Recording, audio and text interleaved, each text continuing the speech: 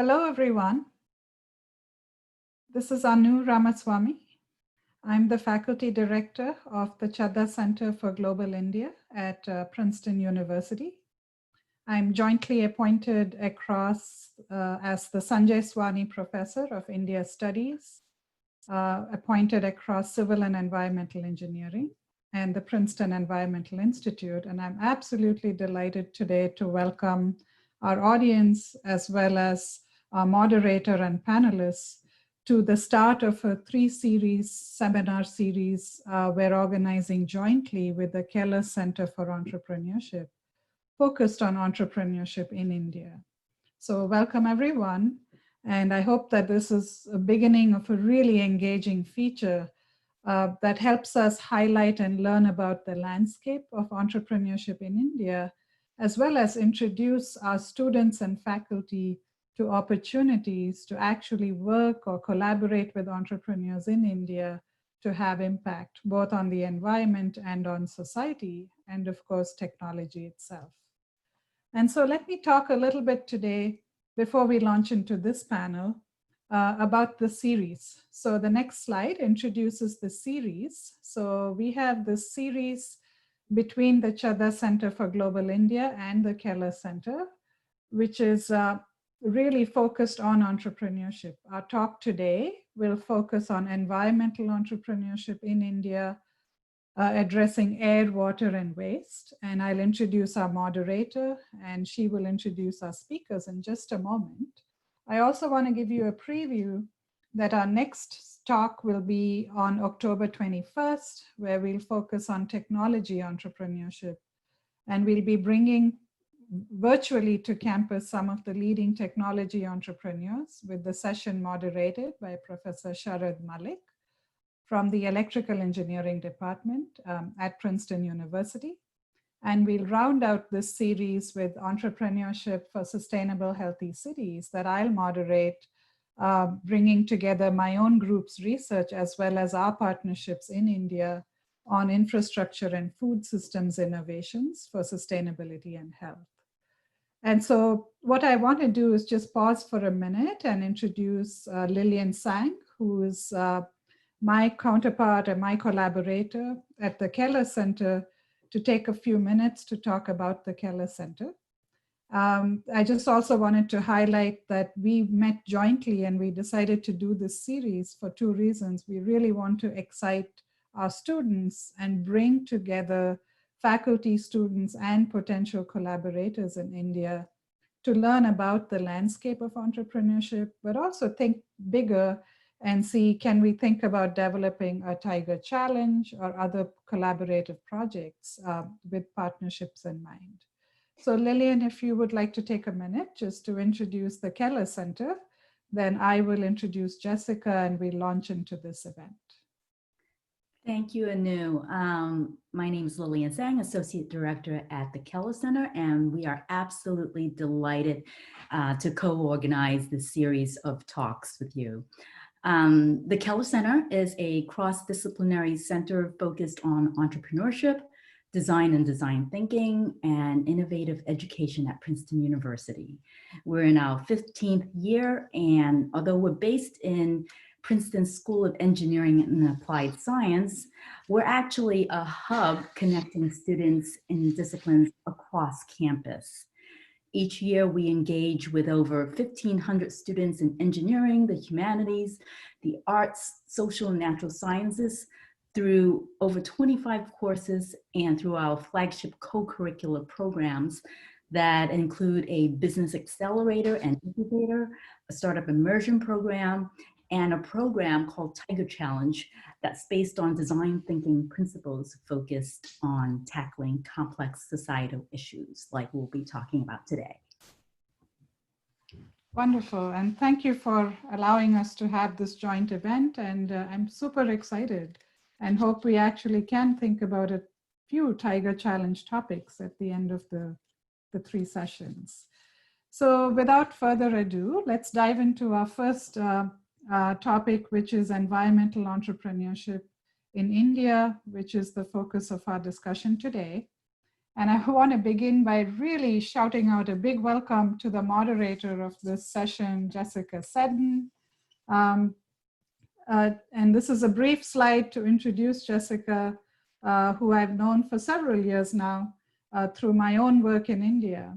And I particularly am thrilled to have Jessica introduce and moderate this panel, because Jessica also represents what I hope we can do through this collaboration with Princeton. A scholar who went from the US initially to India to do a little bit of research. And as you'll hear from her, she stayed in India and did substantive work, both in research, organizational building, and entrepreneurship. So let me briefly introduce Jessica Seddon. Dr. Seddon is trained as a PhD in economics from Stanford University, where she worked on game theory. She got involved in India through Stanford's Center for International Development. And she visited India first, then she went back to do research, and she continued her policy work in India while she was an assistant professor at the University of California, San Diego.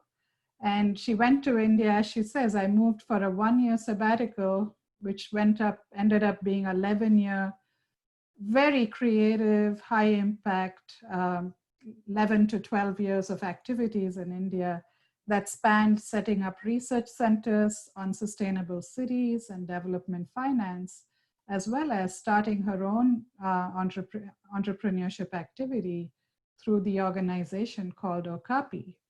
And so you could see her trajectory in this slide over here. And I maybe invite Jessica to say a few words about herself as she then introduces us to the panel. And so from my side, I just want to thank Jessica, as well as the panelists who've taken time quite late in India to join us at this lunch hour in Princeton, New Jersey. Jessica, over to you. Thanks, Anu. And I don't want to take up too much time from the panelists, because I think we have a fantastic group here to talk about the stories of finding a starting point and starting to tackle more complex social challenges.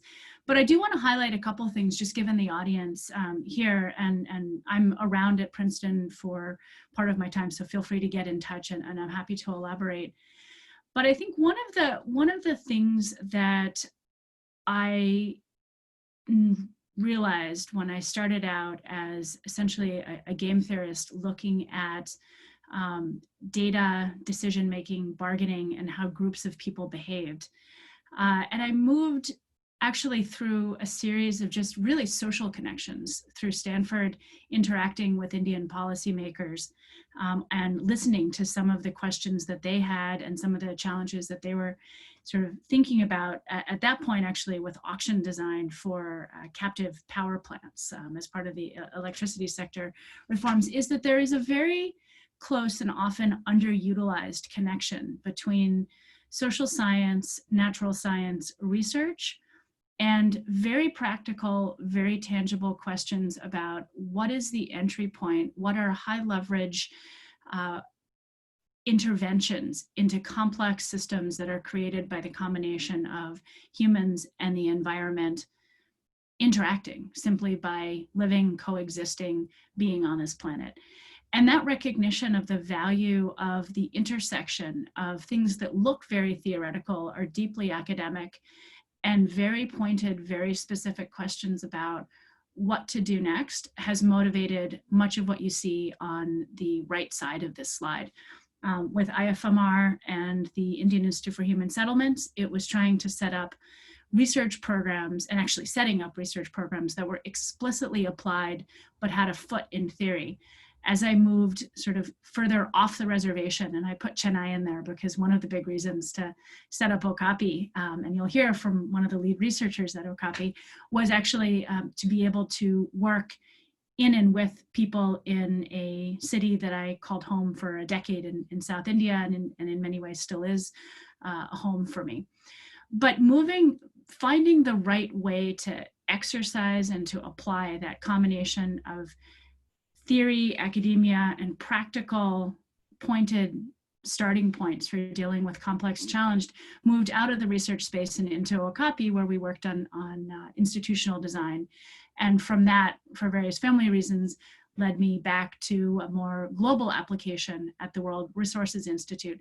But again, it's the same combination of taking the time to think one way or another, whether it's through research or through reflection. And I'm hoping we'll hear from the panelists on what motivated them to find their starting point. But that often that thinking before finding the place to start is the key to unraveling some of the most complex challenges that we face today. So without further ado, I do want to, if we can move to the next slide so I can introduce the panelists and make sure there's time for Q&A in the end.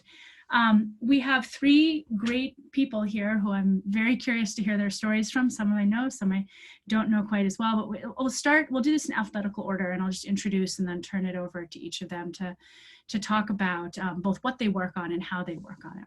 So we have Dr. Parama Roy, who is the lead researcher, urban transformations at Okapi, the company that Ashwin Mahalingam and I set up 2012 or so to work on institutional design. It's incubated by IIT Madras.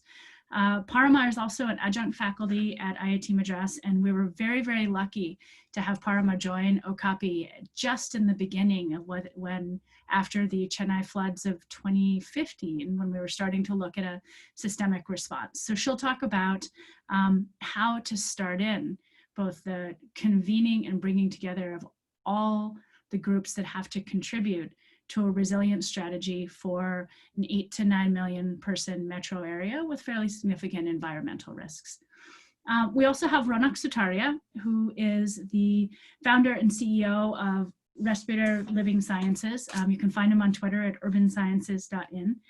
He is a data guy first and foremost, and we've had many wonderful conversations over the years about how data change both perceptions and decision making.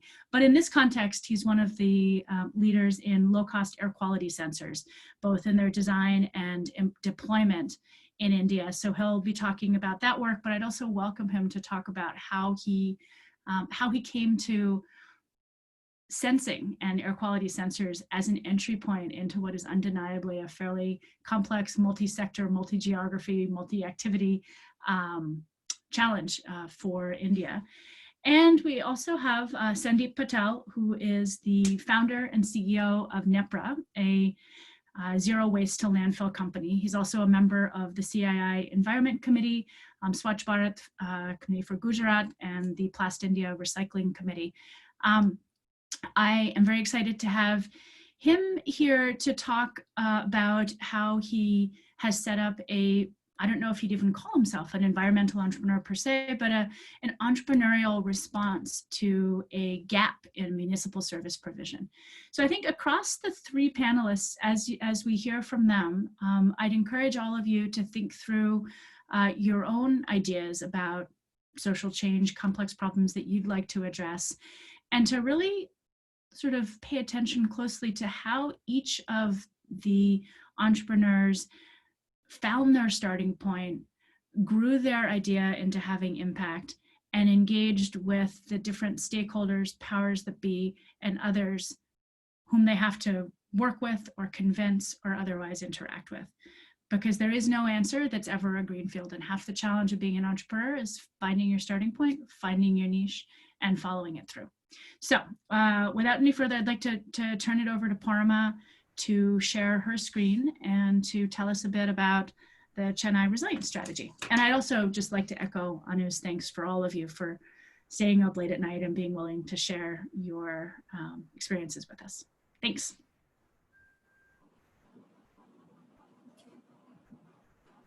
Can you see my screen? Yes. Okay, great. Yeah, if you can just enlarge the slide because it's there, but yeah. Great. Yeah. I'll just put it on selection. Okay, thank you so much, first of all, for inviting me to speak here on the panel. I think we've already talked a bit about Okapi, and I joined Okapi back in 2017 when I moved back to India, Chennai, after almost, I think almost 13 years of being in US and then later in Denmark. I was trained as an urban geographer at University of Wisconsin, Milwaukee. And after that, I was in the academia doing research in different contexts. I initially taught at Georgia State University in Atlanta, later at Copenhagen University in Denmark. And throughout this process, since my PhD, I've been really interested in looking at how cities transform and how cities are planned at the city scale as well as at neighborhood scale, and how different groups of stakeholders really interact during those decision-making processes. So I've been really sort of interested in comparative urban planning and comparative urbanism.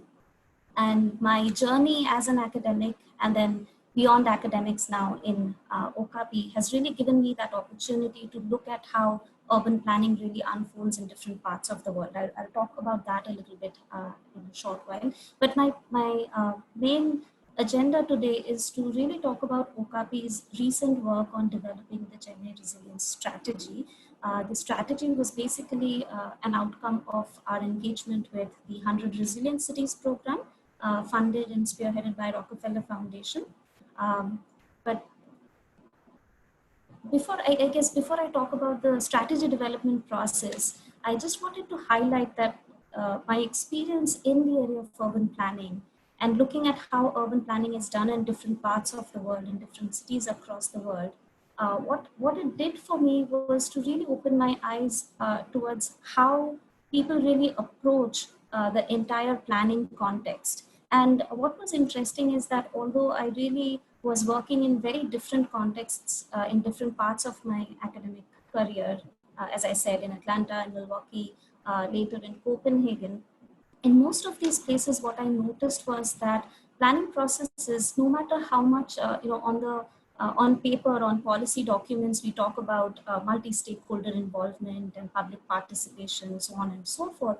Ultimately, when you take those sort of principles on ground, most of these practices sort of tend to remain limited to certain degrees of tokenism, as per Sherry Arnstein's classic work on this ladder of public participation, where she sort of highlights talking about how most of our planning processes tend to remain concentrated on informing people, on keeping people happy, and simply avoiding contestation, avoiding problems as such. And that's what I really saw happening in most cases, although there were, of course, exceptions, especially in Denmark. I did experience planners go out of their way to interact with specifically vulnerable communities, and I have a very interesting story about that, but I'll come back to that later if we get the time and the topic is picked up again during the Q&A.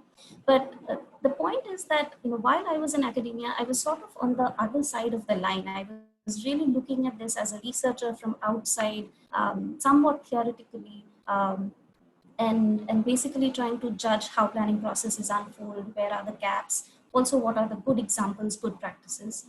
But when I joined Okapi, I really got the opportunity, and then we were also, we got this opportunity to work as part of this resilience strategy development process. All of a sudden, I was put on the other side of the line, where I was responsible to some extent to lead Okapi team to come up with a process, develop a process that will ensure that the resilience strategy for Chennai is really multiple stakeholder driven, and it sort of reflects the priorities and the concerns and needs of the larger population.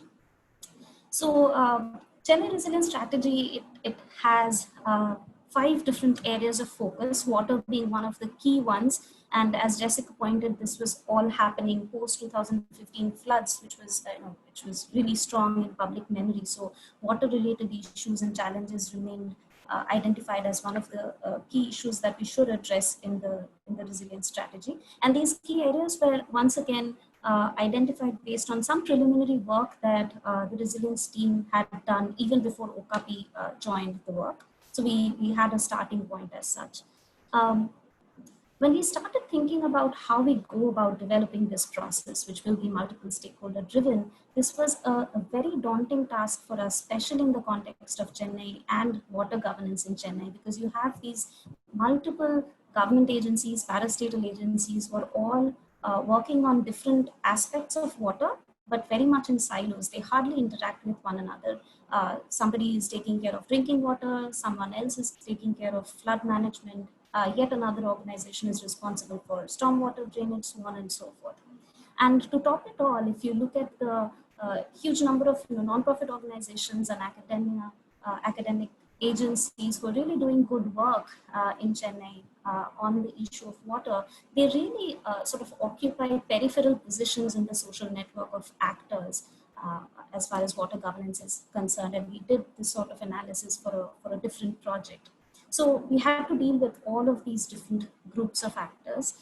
And I guess the situation was even more complex because as we delved into both primary and secondary research, just looking at what are the primary challenges around water in the city, we realized that there is sort of two very distinct schools of thoughts in the city. One that I think resonates better with the government agencies, where water is really considered to be a technological challenge, and therefore the solutions that these agencies tend to identify are also technological. Just to give you an example, when we talk about drinking water and how we meet the needs of the rapidly increasing population in the city, I think a lot of focus within government agencies is to come up with supply side solutions and talk about desalination plants.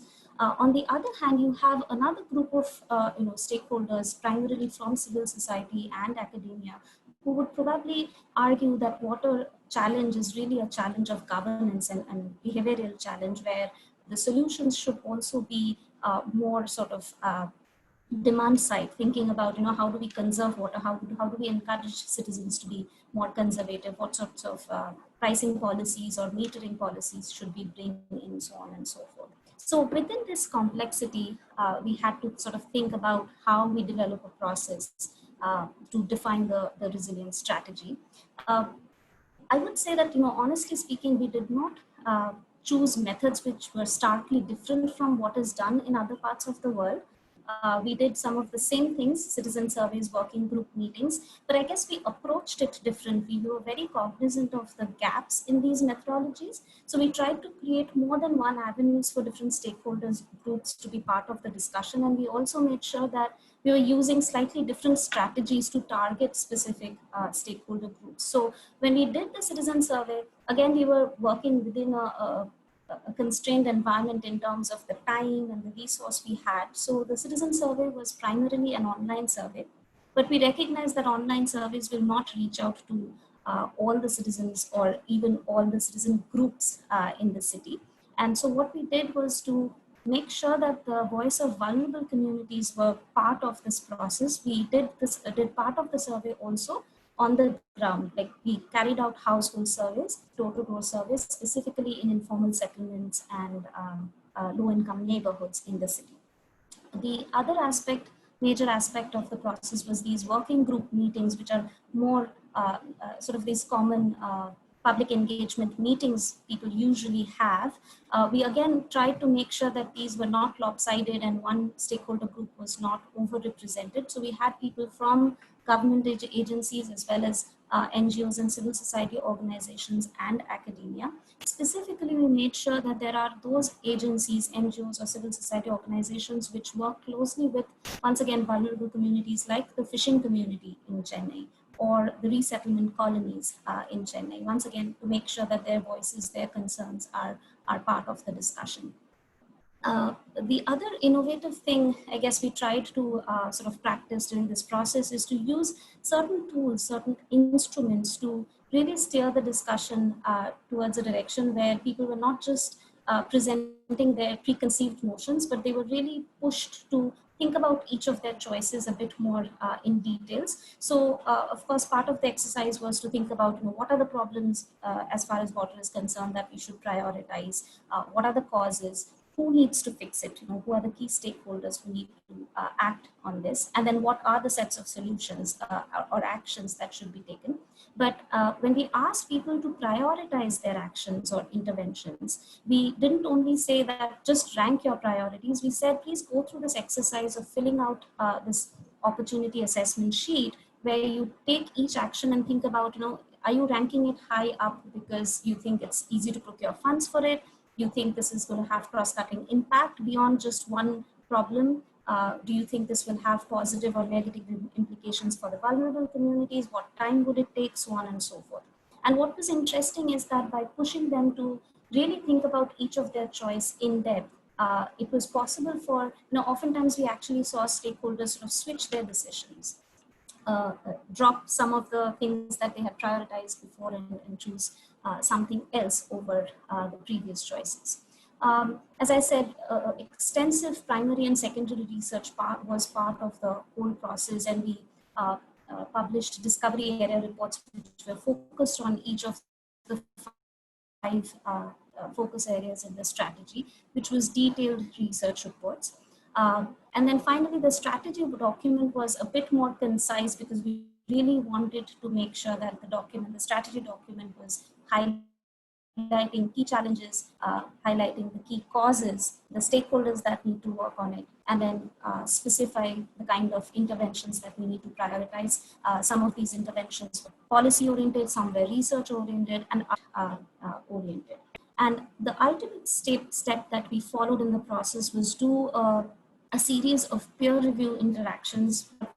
That means is that we took the strategy even before it got finalized and printed out. We took it in a draft format to the high-level government officials. We took it to academic experts to make sure that the document was robust. And luckily, most of these people were, they were very well-intended and also very busy, but they were very nice and gave us the time so that we could talk them through the entire set of interventions to sort of justify why certain things have made their way to the strategy and others have not. Of course, we don't have the time here to go through the strategy itself, but I just wanted to quickly give you a sense of how the strategy looks like. So for instance, as far as water systems is concerned, we identified 3 specific goals, and for each of those goals, specific actions or interventions were identified. And what is interesting is that going forward, we are already working on some of these interventions on the ground. For instance, OKP is now working on developing a lake restoration guidebook and introducing a training module so that we can train public-private agencies about how to go about lake restoration, because a lot of those activities are happening in the city, but again in silos, again agencies are not really talking to each other and not always following the best ecological and social process, socially responsible process. With that, I'd just like to end my talk. Hopefully I've been able to make it within 10 minutes. Again, I think I'll just conclude by saying I'm not claiming that the resilience strategy development process has been the most participatory. Of course, there were challenges. Of course, there were certain gaps. But my training and my background in urban planning and in academia, I think really helped us sort of think about this whole process much more sensitively and identify the gaps in common methods that we follow in these processes, and therefore to address some of those gaps in the process. Thank you. Thanks, Parma. And just an end note to that while we switch over to Ronak's presentation. One of the key things about this resilience strategy is I think that what this case illustrates is that one form of entrepreneurship is to weave yourselves and your team's activities into the existing direction, trajectory, and powers of others. And that is quite powerful. Where Chennai came from in the very beginning of recognizing a series of very visible environmental, I won't say disasters, but environmental shocks, to moving into a plan that has responses in everything from land use planning to civic engagement is quite striking and would have never happened on its own or from the efforts of any single one organization. So entrepreneurship as weaving yourself into the fabric that exists is an important and I think powerful response to many of the environmental challenges we face today. So hopefully we'll come back to that in the Q&A. Over to you, Ronak, for a different take on entrepreneurship and how you start to tackle big problems. Sure, thank you, Jessica, and it's good to be back in touch with you. Thanks to the Chadha Center for Global India and the Keller Center for Innovation for having us on this webinar. It's a pleasure to speak about this topic. I mean, we've been at it for a while. So just quickly touching upon what I'll be speaking on, the company that I run, it's called Respiro Living Sciences. Earlier on the social media, it's also known as Urban Sciences. We are a startup based in Mumbai. It's a government recognized startup. And it also has what's known as an IMB certification, which is given to about 200 startups in India out of about 20,000 registered startups. But more about the actual work that we do, we focused on what is an Atmos real-time air quality monitoring network is what we've been building. It's India's one of the first scientifically validated IoT-based air quality network. And the objective that we started with working on this has been to build affordable IoT sensor-based real-time air quality devices designed to help individuals, communities, air quality professionals, research institutions, and governments to make better decisions around air quality. So that's kind of the space we work in. I'm going to very briefly talk about, the air quality issue. I think I don't need to introduce. I mean, some of you, of course, in the US who are catching up on the West Coast news must be fairly closely aware of, the severe issue that, suddenly the West Coast cities have shot up, but India tends to see this for about 4 months every year, the air quality issue, typically from September when the crop burning starts till about the end of winter. WHO actually has identified the particulate matter as a carcinogenic substance, which is one of the air pollutants. And there are about 7,900 sensor towns and cities in India which need air quality monitoring. As of today, we have about 230 locations in about 45 cities where there is monitoring happening. So the gap is substantial. In terms of the monitoring which is done by the government, typically a monitor in India tends to cost about $20,000 US, which is about 15 lakh rupees. That is for per pollutant, the monitoring is the cost required. The entire site per location tends to be about 200K. So for a developing country, these kind of resources tend to be a big struggle. And coming to actually the mission or the theory of change that we work with, we believe in democratization of data and technology. Our belief is, you guys have elections coming up and democracy is played out in many ways, but we believe that, making data and technology affordable and equitable data available to everybody is kind of a fundamental building block of democracy. And we tend to believe in using IoT and big data as one of the starting blocks for this. That's kind of the space we work in. Oh, sorry. Actually, the journey which Jessica was referring to, I've kind of stumbled into this. And I've been interacting with Jessica since I think maybe 2016 or 17 when we started doing. So the work in air quality that I've been doing started in around 2015 as a non-profit project. It was supported by a data journalism initiative. And that's been kind of an interesting start to this because I come from a technology background. Interestingly, I've done my master's in the US, and that's where I actually stumbled into courses related to sensor networks. So I do credit my graduate level courses, which exposed me to, I had taken courses on sensor networks and ad hoc networks, and that kind of stayed with me. I would also credit some of the interactions I used to have. I had moved to California. I lived there for 5 years, and I used to attend citizen science courses around sensor networks conducted by UC Berkeley, and that's where I kind of got more serious into the space. So that's kind of how, while the journey looked like it started from 2015, some of the roots kind of go back to 2005. But the more serious work started in 2016, when this work was kind of noticed by IIT Kanpur and Shakti Foundation and Duke University. So around the end of 2016 is when all of these organizations kind of came on board to validate some of the work we were doing. And we actually formulated projects around them. 2017 is when we started doing actual building of technology. 18 and 19 is when we started doing more large scale projects.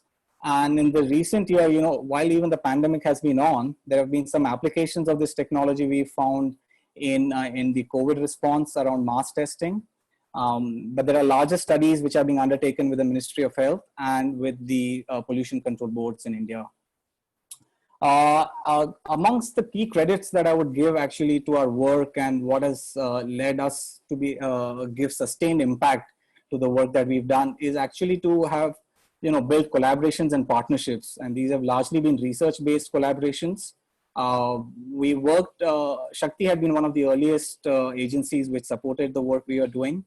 They are an energy foundation, but they work in air quality. IIT Kanpur and Duke actually jointly kind of allowed us to work on larger scale projects and to do scientific peer-reviewed studies.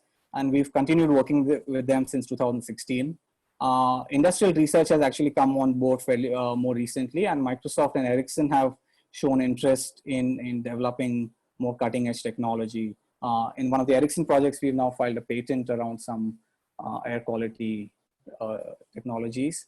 At the heart of what we do actually is this technology. I mean, we essentially work with three kinds of things. We work with air quality sensors, which are largely particulate matter sensors starting from 0.3 micron, which has found interesting applications in COVID times because coronavirus, as you might know, is about a 0.1 micron virus. But sorry, I just wanted to keep a check on time.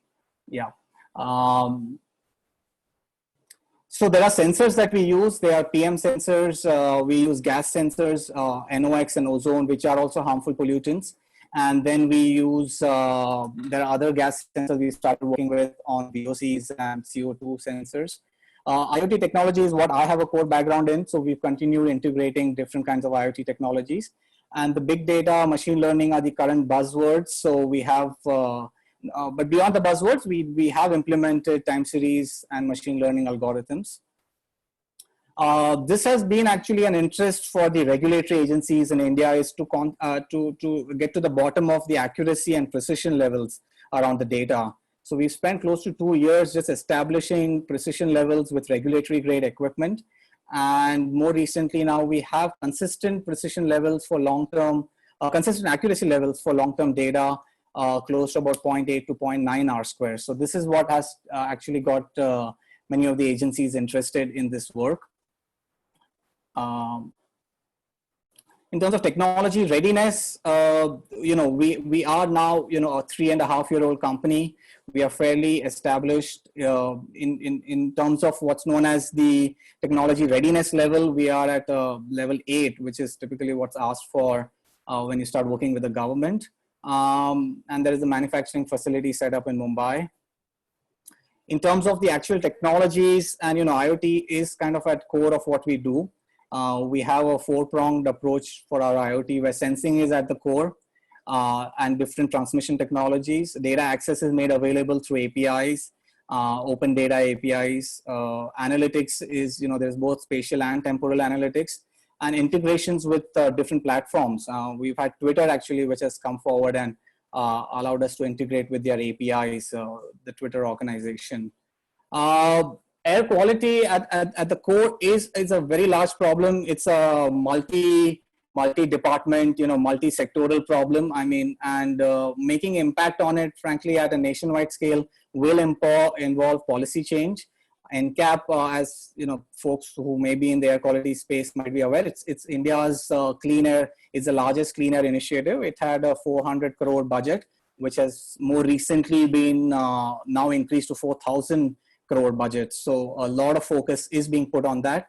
Interestingly, when the budget was 400, about 30% of the budget was focused on monitoring side of the initiative. So NCAP is looking at taking monitoring from their 230 locations to about 1,000 locations. But we are essentially, we are closely involved with some of the NCAP discussions. We frequently present our work both to the ministry and to the NCAP members. And there is some amount of resistance to this technology from 2 aspects, I would say. One is, of course, the accuracy and precision levels.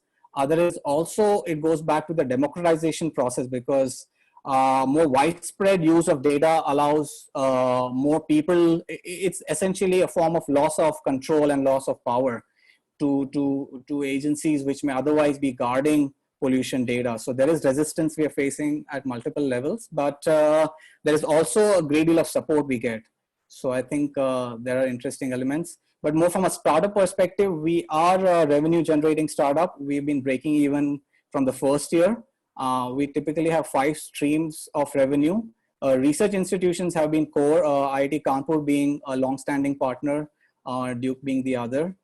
We have global customers in Sweden, mining companies in South Africa. We have groups in the UK. In fact, we work with citizen groups in Pakistan and Sri Lanka. Public health organizations also work with us. PGI Chandigarh has been deploying number of monitors. PHFI is another leading group we work with. Regulatory bodies have been acquiring some of the monitors. So we've been getting some validation from the government regulatory agencies. Meghalaya PCB, Chandigarh PCCs, and of course now Maharashtra PCB is working with these monitoring technologies. Finally, community remains at the core, and it drives a lot of the work we do. So a lot of the engagements and the data applications is found by the community. That's pretty much all from my end. Thanks, Ronak. That was almost exactly within 10 minutes. And I just want, while Sandeep's getting set up, I just want to give a little bit of editorialization, because in my other non-Princeton hat, I lead World Resources Institute's air quality work. And I think what we see here is another example of a high leverage intervention startup. It's not directly reducing emissions per se, but the power of information to unlock existing policy and market forces and community forces that then lead to emission reduction cannot be overemphasized. One thing I'm seeing right now in policy in India, for example, that Ronak didn't mention, is that there's a real shift along with that 10x increase in the budget for air quality.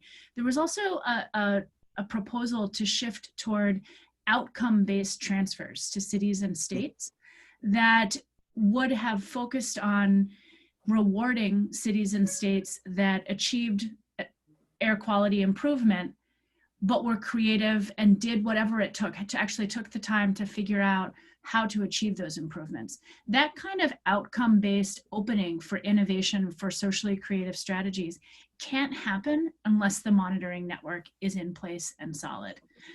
Similarly, there's a lot of talk about clean air finance. The International Finance Corporation is talking about a Breathe Better bond in which entrepreneurs who have emission reduction approaches are rewarded for reducing emissions. That whole mechanism, that whole ability to finance clean air can't happen unless you can track those returns on investment. So information makes new social arrangements possible. And I think that's one illustration of a different kind of power of a startup. So we'll take questions at the end, and I want to give the floor to Sandeep Patel to talk about NEPRA and his journey to founding and scale, and I think a different illustration of a way to be an entrepreneur and to tackle pretty significant environmental challenges. So over to you, Sandeep. Thanks. Thank you, Jessica. And I am founder of NEPRA and a Patel. So I've tried a different analogy to represent how I look at the sector in which I operate. So it's a journey of a Patel entrepreneur from waste to zero waste.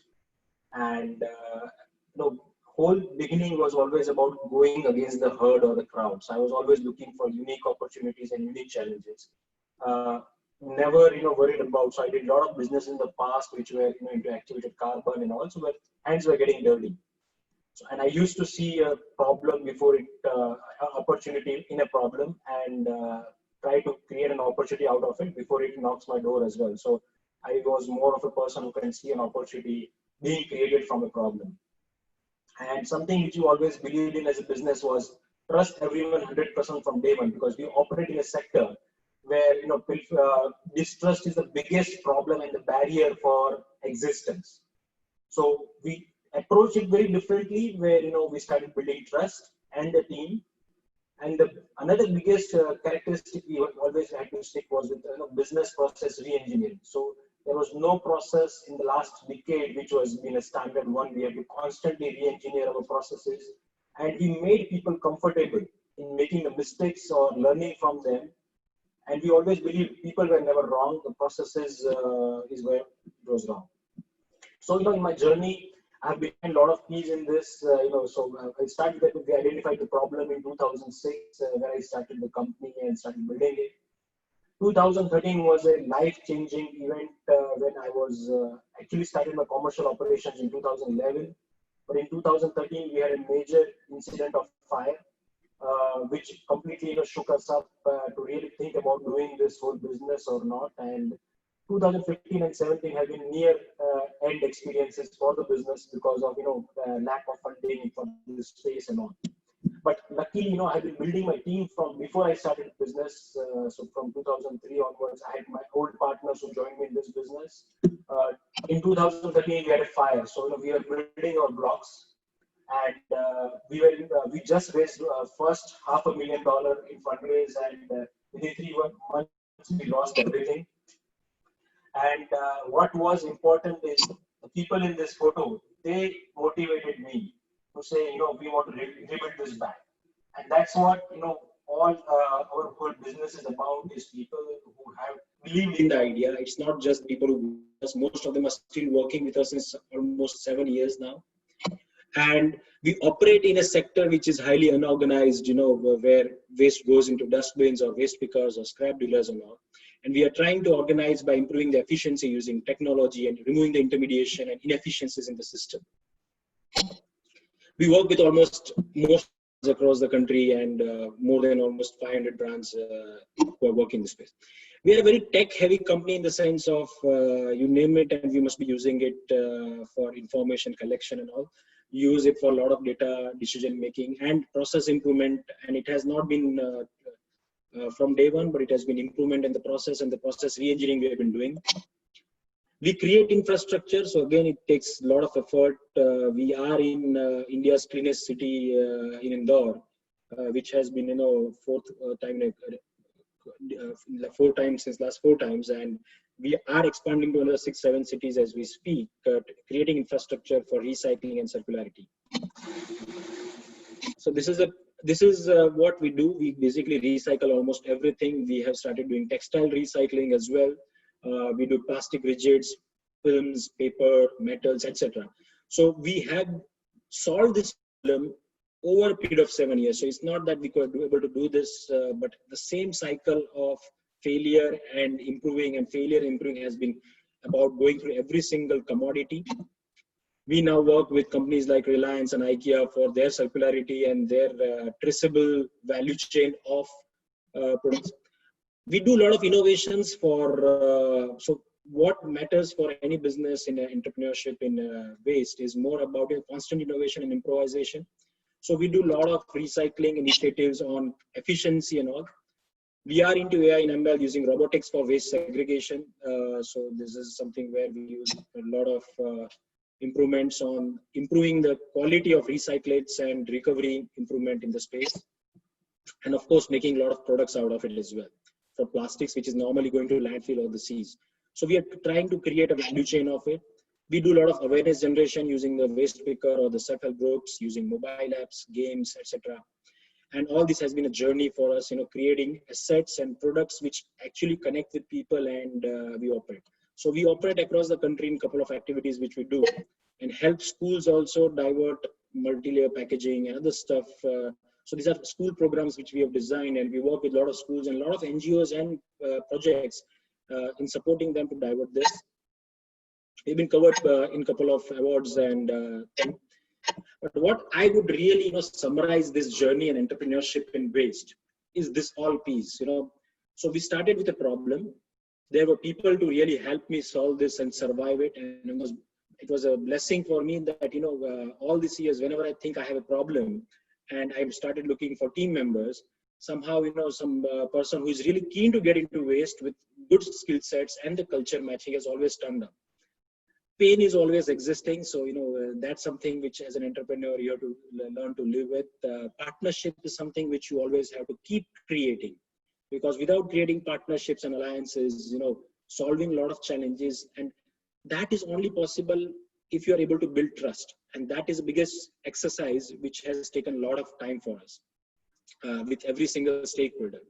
And product, constant innovations and development in product and services, which we have been doing. Price, in waste business, we are unfortunate that China silver sword policy came in, where a lot of waste prices went down. So we have to constantly work towards surviving on creating value addition, improvising in processes on our. And we believed in process re-engineering, and we are still doing it even till today, improvise on that. For almost 7-8 years, we were struggling with policy. And the policy changes have now started coming in. Well, the rules came in 2016. The people took almost 2-3 years just to understand the rules and start implementing it. And we were beggars, in one way, because we were very small till 2016-17 as a business. And we were still, closing the gaps in the whole model and everywhere. When we were almost 70-75% ready, we said, no, we need to move out. And that's when we went to Indore and started doing. With Indore, we have been labeled as pioneers, the people who have maximum failures to their thing, as a leader and learning. And we are continuing to make mistakes to keep on leading the pack. So that's how I look at entrepreneurship in waste management and try to define it in all the P's. So that's about our journey and how I look at structuring the whole process. Thank you very much. Thank you very much. And I think there's a nice theme sort of running in through here, which is your emphasis also on people and the importance of re-engineering the process through which people can collaborate, respecting the people who join with you. And in some ways, across all three of what I hear from the three of you is really the humbleness to recognize your place and your niche in changing what's all around you. I want to actually give the mic to Anu first to see if she has any questions for the panelists, and then for all the participants, if you can put your questions in Q&A, I can see some of those coming up. I will transfer those over to the panelists and we'll get to them, but I'm going to give you right of first questioning, Anu and Lillian. Well, first of all, thank you, to all of you for a wonderful look at what happens on the ground as an entrepreneur, focusing on the environment in India. I had a general question because I noticed this thread across all your talks. One of them was on the innovation ecosystem. At least two of you mentioned how graduate school and your training sort of helped you get started on the entrepreneurship path. But I was curious about the innovation ecosystem in India, particularly. What is there a support structure? Is that something we should think about building, taking it forward? And related to that is the question of policy. All three of your work was dependent on policy in some sense. And so if you could speak to that, well, how does the making of policy connect and stimulate entrepreneurship? Okay, so I'll go first, Anu. I think innovation is something which is now really encouraged by the change in government policy after Startup India, and a lot of state governments are really coming out. So definitely innovation is something where a lot of support is coming in. With respect to policy, I think the challenge for government is they build a policy which is not connected to the ground, and there is not much experience about successes in this space, which gives those challenges where, when you implement a policy and then you realize after 4 or 5 years, because changing a policy itself takes huge time for the government's side to react. So I think the approach which now has and needs to be also pushed is, participative approach with good stories and good case studies which are factual. Because another part for, policy is also that ground level realities needs to come from people who are really doing it, and not from people who are really reporting it. So there is a difference between two things, where people who are reporting might be misreporting from their perspective, whereas people who are executing, they have their own challenges which are never reported, and they are never really resolved during the policy design. So it is important to really take the feedback of people on the ground, and that's where the push really needs to come in, is participative approach, giving more weightage to the people who are executing those projects, and where the gap is. The gap needs to be filled by policy. I think I'm going to turn the mic over to Parama to reflect on this, but I want to give one example to sort of drive Sandeep's point about Ground Reality's home, which is that there are a number of contracts for waste management in which the private company is rewarded for the weight of waste collected. And in an abstract sense, you'd think, what's wrong with that? More waste, more reward. But the cost of picking up, say, paper and small foil on a beach is very different than the cost of picking up much heavier construction waste and other debris. Picking up paper is expensive and there's a very low reward for it. So as an outcome, if you have a weight-based tariff, you end up with beaches filled with paper. And that's something that seems really obvious in hindsight, but without the practical stress testing of an arrangement that looks great on a piece of paper or a consultant, you end up with those outcomes. And we've seen that happen. And I think I can't emphasize enough and underscore Sandeep's point about participative involvement in policy design. Parama, I know you have thoughts on this.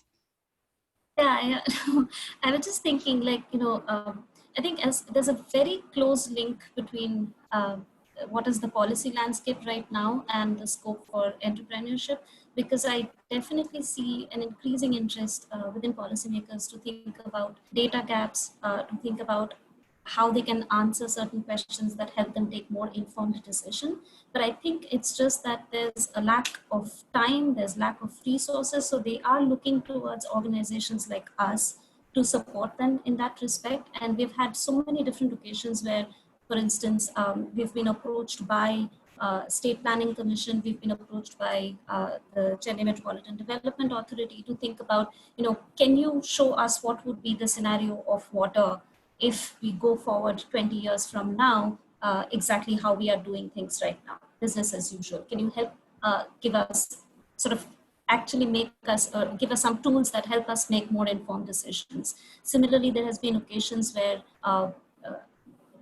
right now, and this is not related to water sector specifically, actually another example that comes to mind with respect to water sector is that I gave this example of this very distinct schools of thoughts where the government agencies tend to go towards big investments, technology-driven solutions, and you have another school of thought more focused on sort of demand-side solutions. And we've heard Metro Water, which is the primary water agency in the city of Chennai, come to us saying that, can you find out if we did lake restoration at this scale, how much water can we actually supply to the city versus a desalination plant of this size? So they're really looking for more and more people like us who can use different research skills, different tools, different technologies to provide them with the data, the information that they need. It could be completely community-based information coming from fishermen communities to say, this is the land use,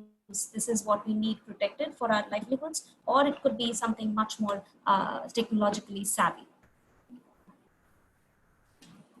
Thank you. And these small decisions at the beginning have huge implications over the course of a project. There's a saying that I'm sure many are familiar with, that the 5% you spend on design changes the outcome of the other 95.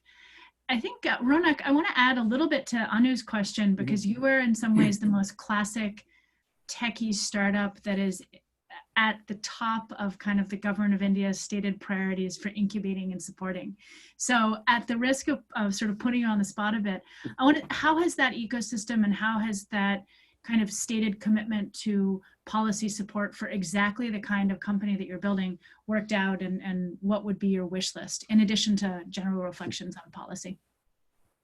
Sure. So, I think on both accounts, what the question was asked, from the academic collaboration or the scientific collaborative work, I would say, we've had a good experience. I think it's been a bit of a mixed bag, but on the whole, it's been a very positive experience.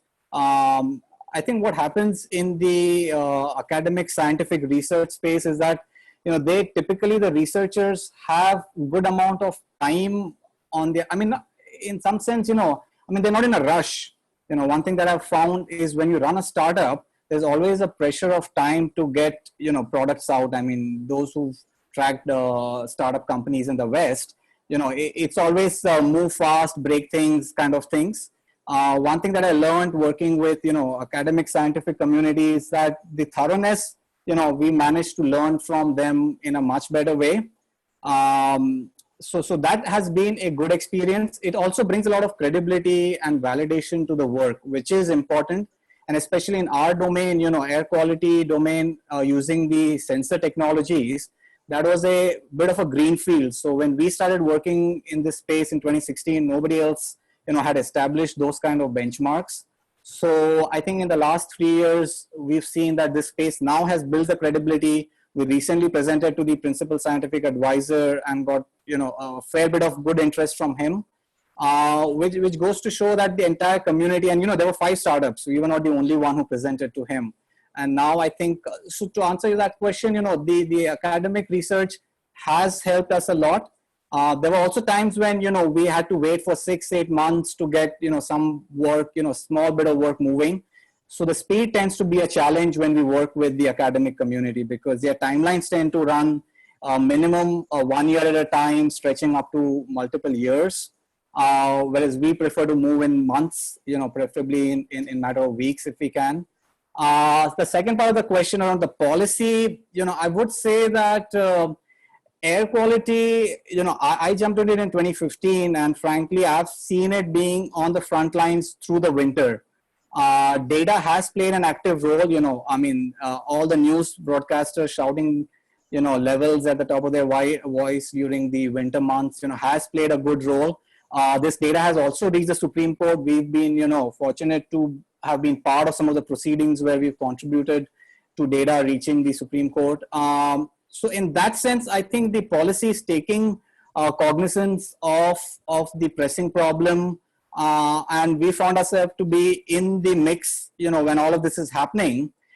And, we are able to contribute to documents which are being read frequently being read by the NCAP members. So I'm actually seeing that, frankly, there is good room for small startups to play fairly critical role. I think if you get your basics right, I think policy interventions is something which, from my experience, I can say is very much possible. Before I had this 4 years of experience, I would have said I had no idea how policy works in India. But now I can say that if you have your basics right, there is a fairly sorted way to make policy interventions. You need to engage, build a little bit of credibility, but within a few years, you will get called to contribute to policy documents. That's been our experience. And it's, on the whole, I would say it's been a positive experience in engaging on the scientific research, academic research side, as well as on the policy engagement side. Thanks. I want to ask Lillian, did you have any sort of right of first questions, or else we can move to the Q&A? Well, I actually think in the interest of time, we should move to the Q&A. And I do see some participants from our eLab and Tiger Challenge programs on the call. So I would encourage them to throw their questions into the Q&A for the panelists so that we can get those answered. Great.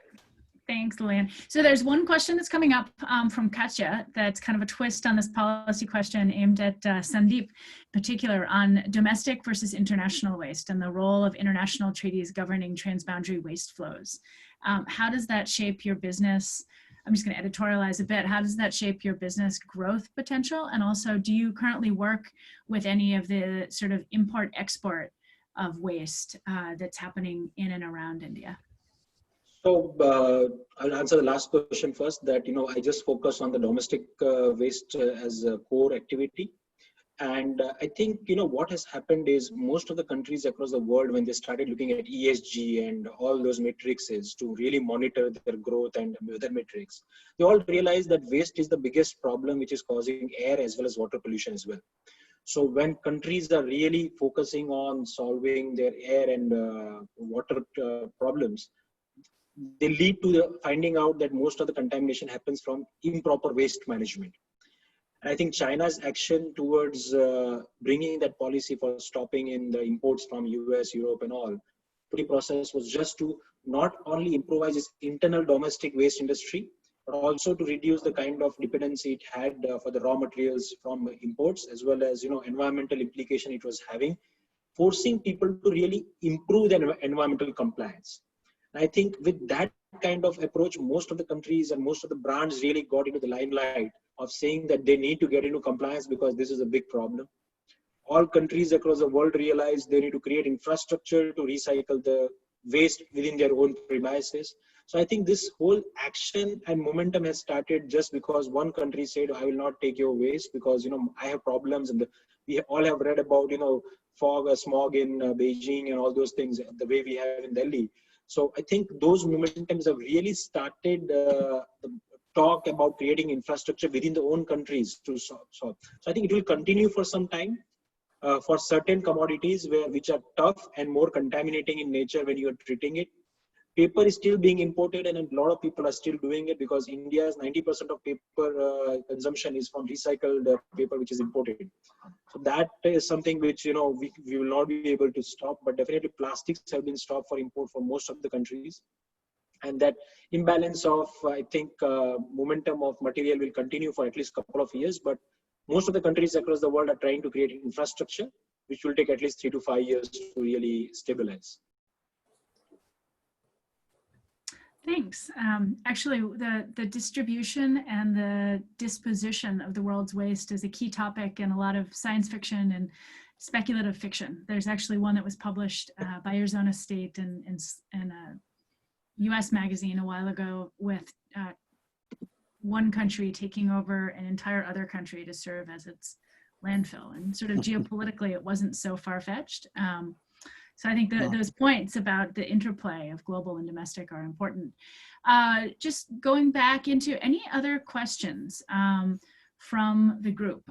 If not, I'm gonna actually ask one last follow-up and then let all of our Indian panelists go to sleep because it's getting quite late. But I do want to make sure, don't be shy.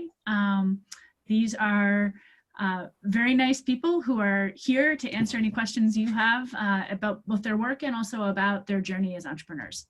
So I don't know if anyone has any further questions or whether you're all too shy, but if not, I'm going to ask one last follow-up question, more for my own sort of curiosity, and then we'll close with thanks to both the Chadha Center and the Keller Center. The one last question I have is, stepping back from your existing businesses and work, if you looked 5 years out and said, what's the next challenge? What's the challenge that you don't have time for right now, but you wish somebody like you or you yourself could clone yourself to tackle? What's the challenge?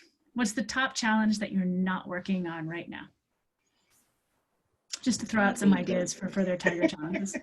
So I think family is something which I'm not working on. So I think, so I intend to, I think, get out of active business role in next 4 to 5 years. That's my target. I have started already creating clones of myself to really drive the vision which I have created. So in most of the business activities, we have leaders who are driving it now. And I think to a great extent, I have found those guys who will be driving it. And 4 or 5 years is maximum which I'll do. And then I'll try to do the justice, which I have not done since almost a decade now. So that's the only problem I think I need to resolve. So it's the age-old sequential, not simultaneous challenge. Well said. Parma, what's the next challenge, or the one you wish you had time for? Honestly speaking, I'm in a very good space in the sense that I have been in academia, I've loved research, I've sort of developed the robustness of the process I follow because of my academic training. But I always also craved to, I kept on asking my question, okay, here's a publication, here's a good paper, here's a good book chapter, but then what? Like, where am I bringing some change? And I think Okapi has given me that opportunity to sort of make that transition where I'm following my training, or my training is guiding me the way I do my work, but I also know that my work is having a real impact on the ground. So that's fantastic. But I think, yeah, moving forward, maybe 5 years down the line, I would probably love to continue this journey, and I would love to, like already, I think I keep on hearing about new methods. And I feel like I need to learn everything. So I need to be an expert in remote sensing and GIS. I need to be I need to know more about big data, so on and so forth. So I think it's more of a personal goal where I just want to continue my education pretty much throughout my career. Curiosity. Ronak, last words. I think if I had to start again, I mean, I think one gap, I mean, I feel what I'm missing out right now is, being able to hear the larger community voices, and air quality is such a topic which is frankly affecting, a very, very large, I mean, 95% of the people in India are affected. And I don't think we are able, at least I'm able to adequately listen to, the challenges and the problems of the people who are really getting affected. I started from a data journalism space, and we used to interact with a lot of people who are afflicted with the problem. But along the way, we've broken the barriers of being able to talk to policymakers, the very top policymakers, the research community. And that has been very good for me because it used to be a black box. I had no idea, how to engage with that community. So the 3 years are well spent.